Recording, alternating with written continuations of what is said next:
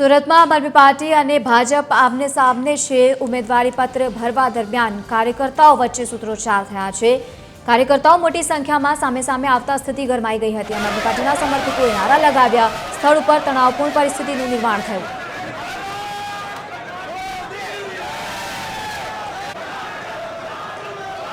માહિતી સાથે associate editor Deven ચિત્તે live જોડાયા છે। દેવેન, રાજકીય ગરમાવો પણ વધી રહ્યો છે। આમ આદમી પાર્ટી અને ભાજપ સામે સામે આવતા કાર્યકર્તાઓ ઉગ્ર દેખાઈ રહ્યા છે। કેવી પરિસ્થિતિ છે ત્યાંની?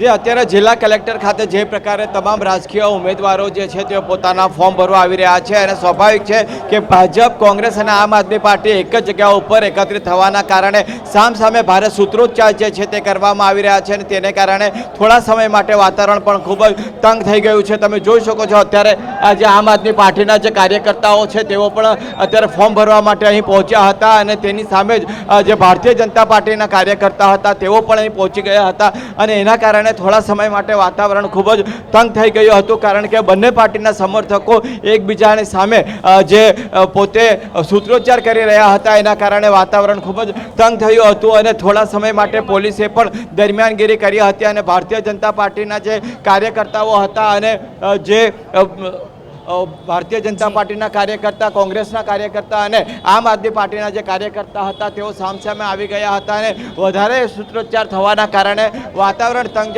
થાય તે પ્રકારની સ્થિતિ પણ ઊભી થઈ ગઈ હતી।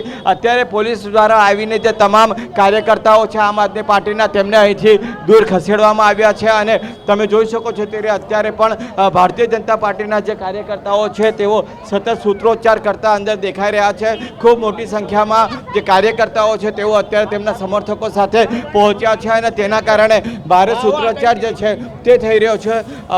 આખું જે પરિસર છે જિલ્લા સેવા સદનનું તે અત્યારે ભરાઈ ગયું છે તમામ રાજકીય પાર્ટીઓના સમર્થકો અને ઉમેદવારોથી અને તેને કારણે વાતાવરણ હવે જે છે તે તંગ થઈ ગયું છે, કારણ કે હવે થોડો સમય બાકી છે અને જે ઉમેદવારી પત્ર ભરવા માટેનો જે પ્રયાસો છે તે બંને પાર્ટી દ્વારા કરવામાં આવી રહ્યા છે અને પાર્ટી દ્વારા પોતાનો સમર્થન જે છે તે સૂત્રોચ્ચાર કરીને બતાવવામાં આવી રહ્યો છે। અત્યારે ભારતીય જનતા પાર્ટીના જે કાર્યકર્તાઓ છે તેઓ પણ ખૂબ મોટી સંખ્યામાં એકત્રિત થઈ ગયા છે અને તેમના દ્વારા પણ સતત જે સૂત્રોચ્ચાર કરવામાં આવી રહ્યો છે અને આમ આદમી પાર્ટી જે છે તે પણ સામસામે સૂત્રોચ્ચાર કરવાને કારણે પોલીસના ઉચ્ચ અધિકારીઓ છે તેઓ અંદર પહોંચ્યા હતા અને બંને પક્ષના જે કાર્યકર્તાઓ છે તેમને દૂર કરવા માટેનો પ્રયાસ કર્યો હતો અને તેને કારણે અત્યારે જે છે તે સૂત્રોચ્ચાર કરવામાં આવી રહ્યા છે, પરંતુ સ્થિતિ નિયંત્રણ હેઠળ છે। તમામ પોલીસ અધિકારીઓ દ્વારા જે બંદોબસ્ત ગોઠવી દેવામાં આવ્યો છે તેના કારણે સમગ્ર સ્થિતિ જે છે તે અત્યારે નિયંત્રણમાં દેખાઈ રહી છે।